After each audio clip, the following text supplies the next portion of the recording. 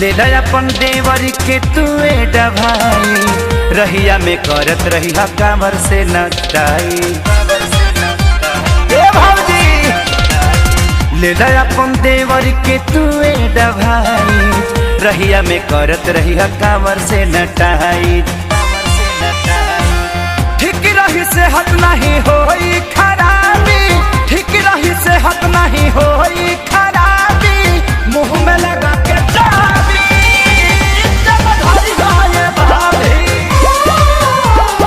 मुंह में लगा के चाबी जब धरी जाए भाभी। बोल बम जय शिव, बोल बम जय शिव।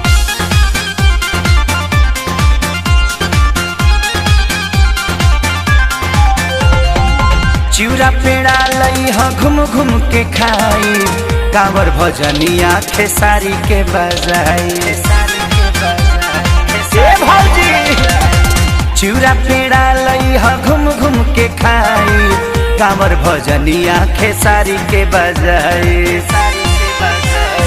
पवन शंकर कहे डर रही न जरा भी, अपू पवन कहे डर रही न जरा भी, मुंह में लगा के चाबी जब धरी जाए भाभी, मुंह में लगा के चाबी जब धरी जाए भाभी। जात बारू देवघर के घरवा के चाबी, जात बारू देवघर के घरवा के चाबी, मुंह में लगा के चाबी जब धरी जाए भाभी,